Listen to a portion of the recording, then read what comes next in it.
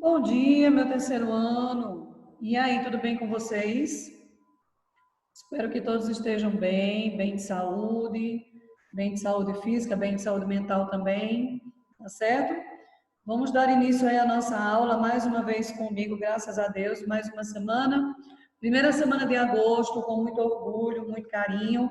E eu preparei para vocês hoje uma aula bem especial, aonde nós chegamos à conclusão aí depois do vídeo assistido semana passada que nós precisávamos do quê? De uma review de conteúdos também, que seriam conteúdos importantes para o Enem também, certo? Então a gente vai ter aí algumas semanas com esses conteúdos, a revisão gramatical desses conteúdos, porque no Enem, embora nós estejamos sendo avaliados pela interpretação textual em si, obviamente você precisa saber que frase é aquela, obviamente você precisa saber que preposição é aquela, que question tag é aquela, que phrasal verb é aquele. Então, tudo o que nós aprendemos na nossa revisão é muito viável, tá certo? Para vida aí. Bom dia a todos que chegaram agora, sejam bem-vindos. Qualquer coisa, o microfone está ativado ou você fala comigo pelo bate-papo, tá certo? Olha aí, que coisa boa, todo mundo chegando, eu fico muito feliz. Eu fico meio triste quando eu olho assim, só tem 3, 4 pessoas, eu falo, ai gente, credo. Mas, quando eu vejo 18, 20, 30 participantes, eu começo a ficar bem feliz, tá? Então, vamos lá. Vou compartilhar com vocês aqui a tela da nossa aula de hoje. Gostaria que você prestasse muita atenção, que você anotasse sua dúvida, para no final da nossa aula você ter aí você compartilhar comigo essa dúvida para que não sobre nenhuma dúvida. Bom dia, Lele, good morning. Bom dia, Camilinha. Sejam bem-vindas a mais uma aula aí. Então, meus amores, olha, no início das nossas aulas remotas, não adianta, a gente não pode deixar de falar, de citar da importância do nosso papel como pessoa, como ser humano, certo? E nós estamos vendo aí que, graças a Deus, as coisas estão reabrindo gradativamente. Nossa escola também, se Deus quiser, vai chegar a hora de nós reabrirmos, nós nos encontrarmos, só que nós não podemos esquecer que a gente precisa fazer o nosso papel, né? Qual é o nosso papel, meus amores? Por favor, vamos usar as nossas máscaras, certo? Vamos continuar com a questão da higienização, vamos continuar com a questão dessa preocupação em não proliferar mais esse vírus do jeito que já está, certo?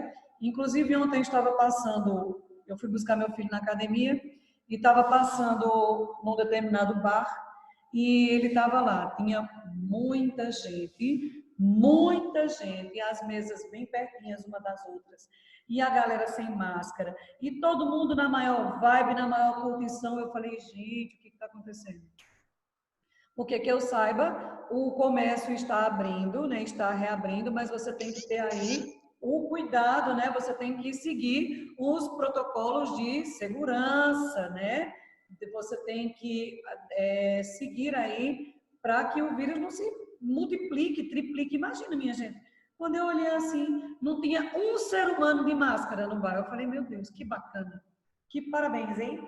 Parabéns para essa galera. Então, olha, não adianta, eu não posso deixar de dizer para vocês o seguinte: se cuidem, faça o seu papel, tá? Para você proteger a sua vida e a vida de quem você ama, tá certo, meus amores? Então, a melhor maneira ainda é se guardando em casa. Se for necessário sair, tome aí os devidos cuidados para que você não, infelizmente, não se contamine, tá? Good morning, seja bem-vindo. Tenha uma boa terça-feira, uma terça-feira de foco nos estudos de saúde, uma terça-feira de paz, uma terça-feira de bênçãos, tá bom? Good morning for everybody. Tem um microfone ligado aí, please turn off. Thank you very much. Vamos lá. Então, a palavra que eu tenho, eu sempre gosto de estar, eu sempre me preocupo com isso daqui de vocês também, tá? Então, eu sempre gosto de estar trazendo uma palavra de conforto, uma palavra de acalento, vamos dizer assim, para esse período que nós estamos vivenciando. Então, a palavra que eu tenho hoje para vocês é a seguinte, eu achei muito bonitinha essa plaquinha. Um dia, se eu encontrar uma plaquinha dessa, eu vou comprar para minha casa. É muito bonitinho, olha só. Paz na alma, tá certo? Amor no coração, gratidão pela vida e fé na caminhada. Meus amores, olha, se você não tiver amor no seu coração, vai ficar muito difícil você conseguir aí ser uma pessoa bem resolvida pessoalmente, viu? Não estou dizendo profissionalmente, não. Profissionalmente pode ser que você consiga um sucesso, mas eu estou dizendo aqui dentro, certo? Aqui dentro, ok? Então, ame a si mesmo em primeiro lugar. Você tem que amar a si próprio muito. Depois você ame as pessoas, Deus em primeiro lugar, si próprio, as pessoas que o cercam, certo? Os seus amigos, os seus professores, os seus vizinhos, os seus parentes, os seus colegas, os seus animais, tá certo? Seja uma pessoa que tem amor no coração, amor ao próximo. Ao próximo é muito importante isso, tá? Gratidão pela vida, meus amores, olha, enquanto vocês estão aí, tá certo? Assistindo a sua aula remota, tem pessoas que queriam estar e não têm condições, porque na casa só tem um telefone, aí o pai leva o telefone para trabalhar, ou a mãe leva o telefone para trabalhar, e essa criança ou esse adolescente não tem o privilégio de estar assistindo uma aula remota, ou ele não pode assistir a aula remota porque ele tem que trabalhar para ajudar, já que não tem aula presencial, os pais para trabalhar, tem para que ficar em casa sem fazer nada. Então, você é uma pessoa privilegiada, certo? Você estuda numa boa escola, você tem aulas remotas que eu acredito que toda a equipe faça isso, tenta passar para você o máximo de conhecimento possível.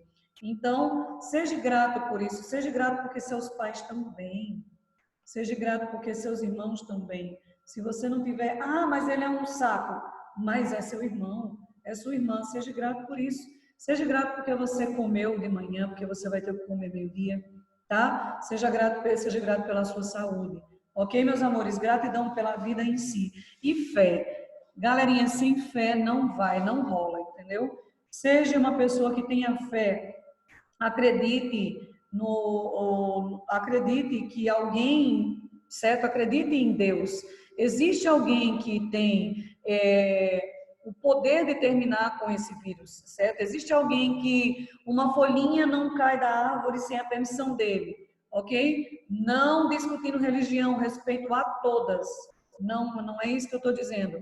É porque a fé, ela realmente é muito importante para a continuação dos dias, certo? Ela é muito importante para que a gente viva um dia após o outro e tenha esperança que as coisas vão terminar bem, que as coisas vão ficar bem. Então, tudo isso leva, meus amores, a gente ter o quê? Paz na alma, gente. Uma pessoa que viva em paz, uma pessoa que seja uma pessoa feliz é muito importante. Uma pessoa que tenha energia positiva é massa estar perto dela, tá? Então, siga aí essas palavrinhas dessa plaquinha que eu achei ela muito bonitinha.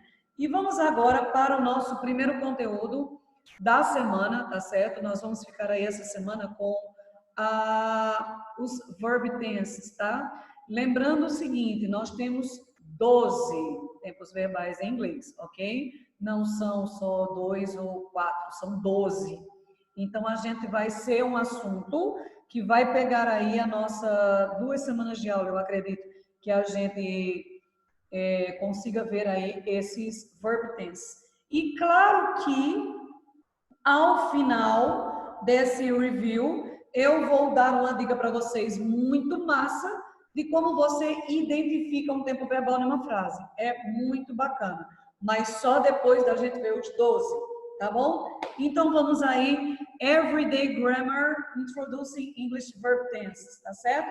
Nós vamos começar a aula de hoje, meus amores, com os bases, tá? Os tempos verbais base, ok? Que é o present, past and future, ok? Present, utilizado no tempo verbal presente, aonde a ação acontece, tá?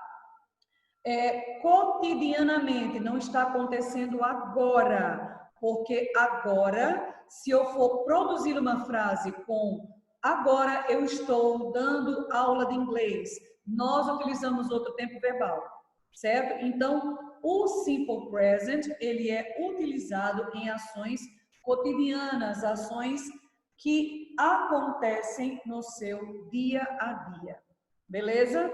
Vamos ver aí como é que nós produzimos frases no simple present. Bom, obviamente, todo o tempo verbal que você for estudar em inglês ou em português ou em qualquer outra língua, eu acredito que eu também não conheço outra língua, só conheço inglês e português, certo? Então, nós temos frases afirmativas? Temos, claro, I am a teacher, ponto, certo? Nós temos frases negativas? Temos, I'm not a doctor, tá? Se houver sangue, eu vomito, então não sou médica. Pronto. E nós temos também frases interrogativas. Are you happy? Yes, I am happy. I am very, very happy. Or com verbos, outros tipos de verbos. Eu falei frases utilizando o verbo to be, mas eu tenho também outros milhões de verbos em inglês. Claro, então eu tenho aqui I work every day. Eu trabalho todo dia. Eu trabalho todos os dias, certo? Do I work? Eu trabalho? Yes, I do. I don't work. Eu não trabalho. Não, eu trabalho, graças a Deus. Então, o simple present tense, ele é formado por verbos, ok? Esses verbos, obviamente, são verbos relativos a ações cotidianas, tá? E os verbos em inglês, eles são muito difíceis, por quê? Porque existem muitos. Olha a quantidade de verbos que nós temos na língua portuguesa, certo? Só nessa explicação que eu dei a vocês, eu já falei uns 30, 40 verbos, só nessa explicaçãozinha. Por quê? Porque o verbo, ele é importante para a ação da sentença, para a ação da sua frase, ok?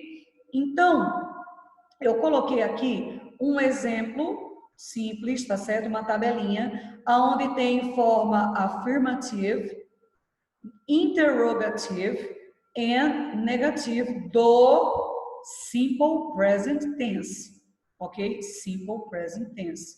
Tá. E eu tenho aqui sujeitos, pronomes pessoais, que são eles I, you, he, she, it, we, you and they. Beleza. Só que nem sempre as frases elas vão vir acompanhadas de pronomes pessoais. Eu posso muito bem produzir uma frase com o nome de uma menina. Laura. Laura, ok? Laura é a mesma coisa de she. Eu posso muito bem produzir uma frase utilizando o cara da esquina. O cara da esquina é a mesma coisa de he. Eu posso muito bem produzir uma frase com minha prima e sua colega. Minha prima e sua colega são quem? Elas. They. Ok? Então, nem sempre as frases em inglês elas estão conectadas a pronomes pessoais. Não, elas podem ser produzidas com substantivos, certo? Simplesmente. Substantivo próprio, substantivo comum e etc. Bom, observe que eu tenho um verbo, que é o verbo to work, trabalhar, to work. O to, ele significa que ele está no infinitivo, ou seja, ele não está sendo conjugado em tempo verbal algum, tá? Então, para conjugá-lo, para colocar ele dentro de uma frase, eu tiro a partícula to, eu tiro a partícula to e escrevo ele ou falo ele na minha frase. Então, observe, to work, trabalhar, eu work, eu trabalho, beleza? You work, você trabalha. We work, nós trabalhamos. You work, vocês trabalham. Eu só sei a diferença entre you plural e you singular no contexto da frase, ok? They work, eles ou elas trabalham. mas se você puder observar, no he, she, and it, que é considerado a terceira pessoa do singular, eu tenho um acréscimo ao meu verbo, certo? Eu tenho o acréscimo de S ao meu verbo work. Mas não é só o S que nós colocamos, meus amores. Nós colocamos outros tipos de acréscimo dependendo do verbo que eu vá escrever uma frase, dependendo do verbo que eu vá produzir uma frase, certo? Não é só acrescentar o S. Olha, acompanha aqui comigo. Deixa eu passar para o próximo slide. Olha só. Rules, regras. Atenção. Most verbs take S in the third person singular. A maioria dos verbos acrescenta-se S na terceira pessoa do singular. Tá. Exemplo. To work, works. Dance, dances. Read, reads. Speak, speaks. Isso se eu for produzir uma frase com he, she, it, beleza? Se eu não for, o verbo ele é feito normalmente, por exemplo, I dance balé, I dance balé. Mas se eu for dizer ela dança balé, she dances balé. Vocês não podem esquecer disso. Ou não podem esquecer de se lembrar disso ao produzir uma frase. Verbos terminados em, olha aí, SS, SH, CH, X, O ou E ou O. Gente, o O ficou de outra cor aqui, mas quando ele termina com O também, nós não acrescentamos só S, nós acrescentamos o quê? ES. Exemplo, kiss, beijar, kisses. Se eu for produzir, he, she, it, viu? Se for eu beijo meu filho todo dia, I kiss my son, I kiss. Mas ela beija, she kisses. Ok? Wash, olha o final do verbo wash aí, amores. Ele termina com SH também. Então, she washes, tá? Washes. Agora, eu wash, I wash. Vocês estão muito calados. Se tiverem dúvidas, digita no bate-papo, fala comigo aí, por favor. Não guardem dúvidas, tá? Olha o verbo watch, assistir. I watch Netflix. She watches Netflix. Tem uma diferença, tem acréscimo. Por quê? Porque eu falei frases utilizando he, she, it. Fix. I fix my car. Eu conserto meu carro, sozinha, myself, tá? Mas ele conserta o carro dele. He fixes herself, tá? He fixes himself, ok? Confundi aí. Então, quando eu tenho esses finais, SS, SH, CH, O, X, tá faltando um aí. Z também, meus amores. Z, quando eu tenho também o final em Z, também nós utilizamos dessa regrinha do ES, beleza? Vamos passar. Certo, Ariane, certo. Coloque seu nome aí na chamada, por favor. Vamos lá, meus amores. Vamos ver aí a última regrinha do Simple Present. Quando o meu verbo terminar em Y e antes desse Y for uma consoante, certo? Consoante, eu tiro o Y e coloco IES. Tiro o Y e coloco IES. Isso não acontece quando o meu verbo termina com Y e antes vem uma vowel, uma vogal, certo? Por exemplo, play, plays, say, says. Mas se antes do meu Y for uma consoante, eu substituo, eu tiro o Y e coloco ING. Por exemplo, I study, eu estudo, certo? I study English. Mas se eu for dizer ele estuda inglês, he studies English, tá? She studies English. Deixa eu ver aqui. O bebê chora. The baby cries.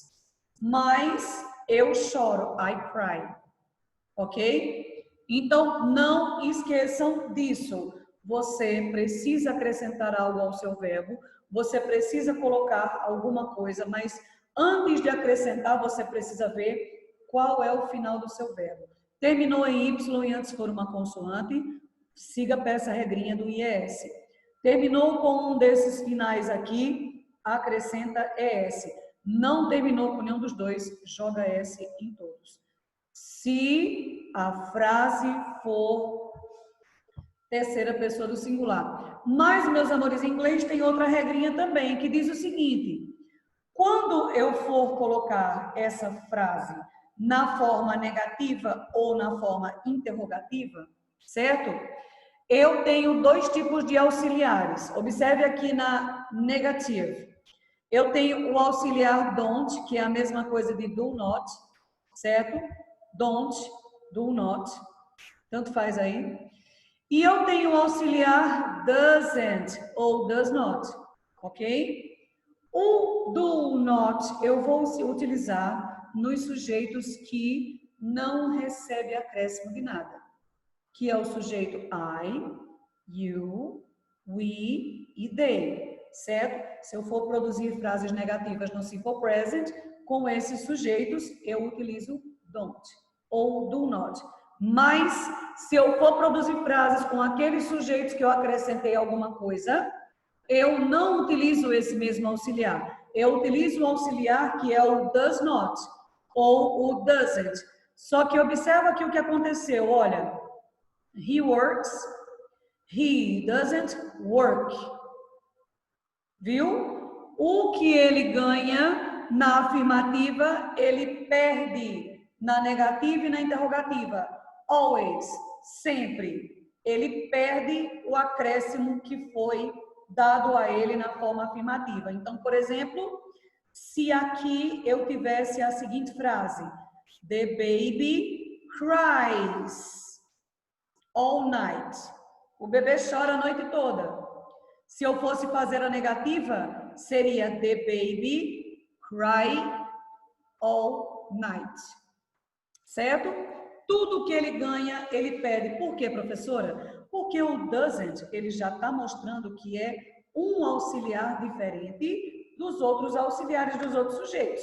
Certo? Ele já mostra pra gente que o meu sujeito, ele pertence a he, she, it, que ele recebeu alguma coisa e que ele perdeu aí na sua forma negativa, ok? Vamos continuar. Qual é o local aonde nós colocamos os auxiliares negativos? Don't ou doesn't. Nós colocamos sempre antes do meu verbo, tá?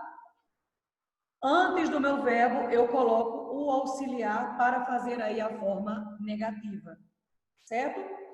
E a interrogativa, professora, como é que funciona? Meus amores, nós utilizamos aí o auxiliar do para os sujeitos que não recebem nada e o auxiliar does para aqueles sujeitos que receberam acréscimo ao meu verbo. Certo? Do mesmo jeito, da negativa, observe que na interrogative form, ele voltou ao normal também. Olha, he works, does he work? Ele trabalha? E esse does, para quem não sabe, ele não tem tradução alguma. Ele serve apenas para indicar que o seu verbo ele está na interrogativa do simple present. Beleza?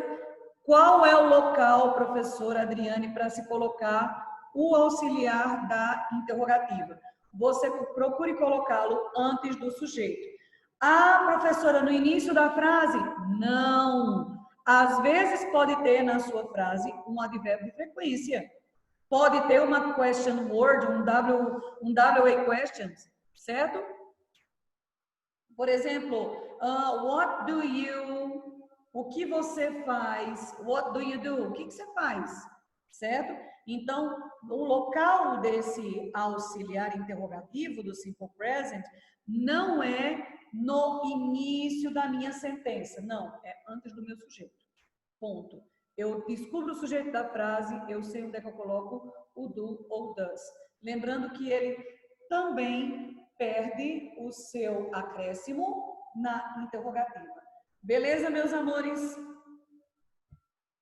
Vamos para o Simple Past in English. Gente, o Simple Past in English, ele aparenta ser um pouco mais fácil, mas de fácil ele não tem nada, certo?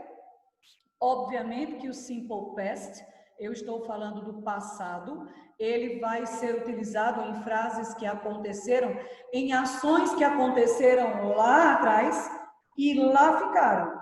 Por quê, professora? Porque, meus amores, se eu, por exemplo, se eu for falar de algo que aconteceu no passado e hoje ainda faz parte da minha vida, eu não uso Simple Past, certo? Eu uso outro tempo verbal, ok? Por exemplo, ontem eu fui para a academia. Ponto. Foi ontem. Acabou. Hoje eu não estou na academia. Beleza? Mas, se eu disser assim, eu sou casada desde 2000 e bolinhas. Eu nem lembro mais o ano que eu casei. 2000 e bolinhas, tá? Então, é algo que aconteceu no meu passado, mas ainda acontece. Eu ainda sou casada. Então, para esse tipo de frase, existe outro tempo verbal. Rian, eu te pego, vice Rian.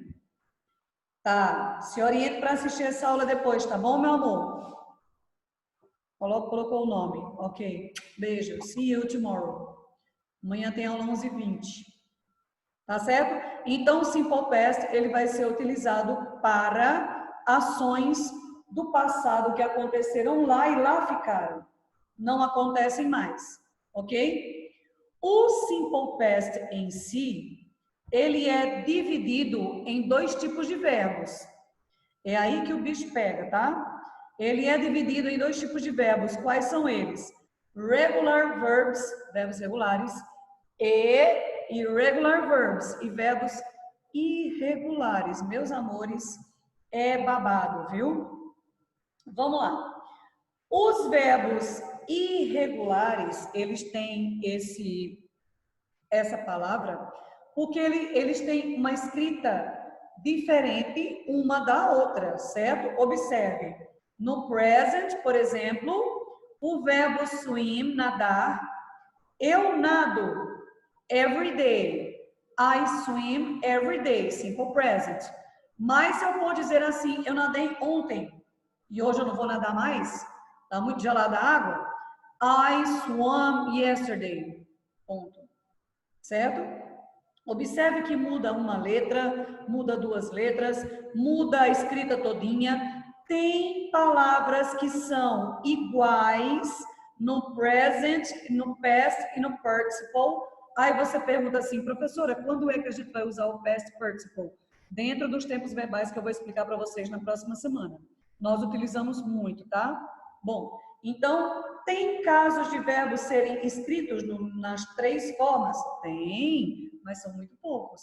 A maioria deles são escritos de forma diferente. E aí é que é complicado para você produzir frases, ou para você ler, ou para você falar. Ou você estuda, certo? Ou você estuda, ou estuda.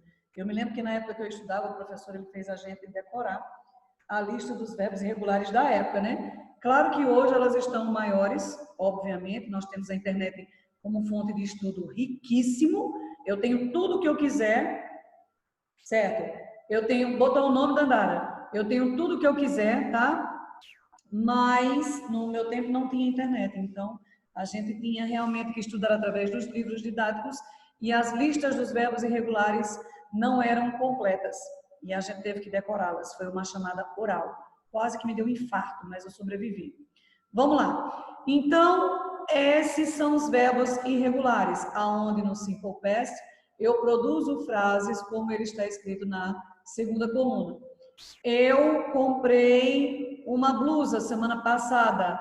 I bought, certo? A blouse. Pronto. Eu fui para, deixa eu ver, para qualquer canto. I went, eu fui. Eu cortei meu dedo. I cut my finger myself. Vamos lá. Eu voei para, eu bebi. ontem. I drank yesterday. Certo? Eu comi muito semana passada. I ate a lot last week. Ok, meus amores? Então, esses aí são os irregular verbs. Nos seus livros didáticos dos outros anos, tem no final do livro sempre uma listinha, mas ela não está completa. Se você quiser ver a lista completa dos verbos regulares e ter pelo menos uma noção de tradução ou de como se escreve, certo? Você procure na internet porque tem essa lista. E outra coisa, tem também os verbos para serem filtrados, ou seja, quais são os verbos regulares mais utilizados? Obviamente que tem, certo? E os menos utilizados? Obviamente que tem também. Ok? Então, vamos lá. Observe que no passado eu não me preocupo em acrescentar S, ES, IES, a RISH, IT. Não.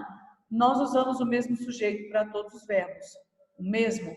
I, you, he, she, it, we, you e they. Mas a escrita, ela muda.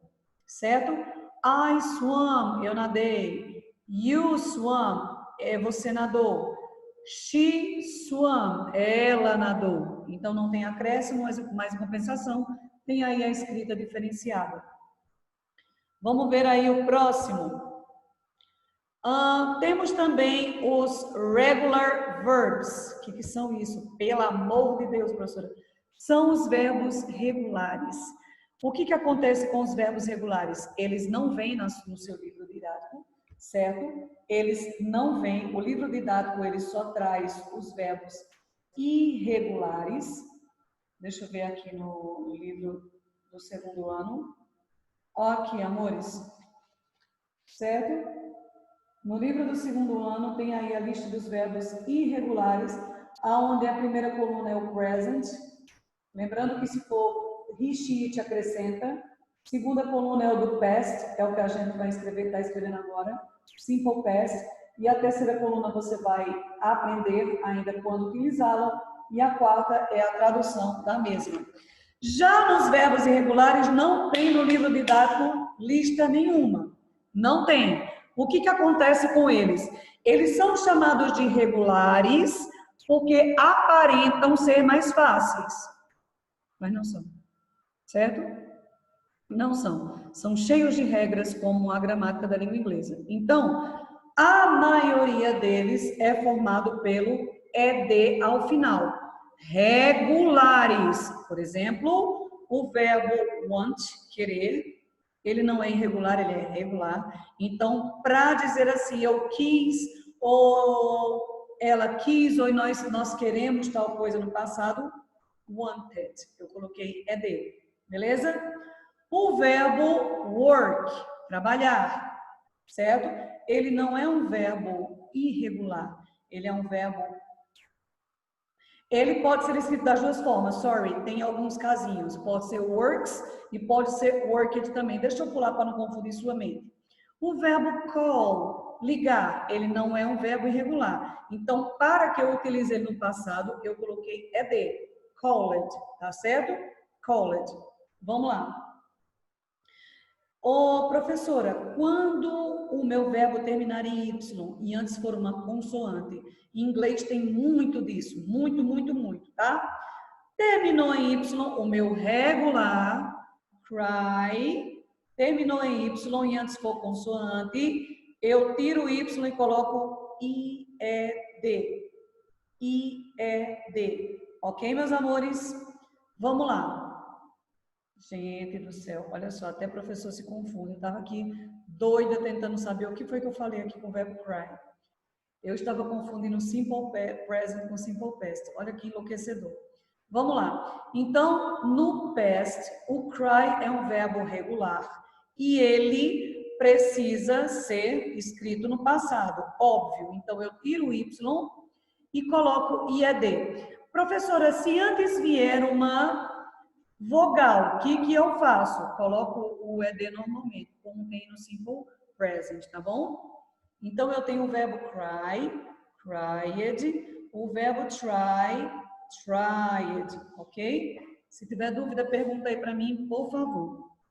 Bom, a terceira regrinha diz o seguinte: Quando o meu regular terminar com E, para que eu coloque ED, eu preciso colocar outro E para depois o D? Não.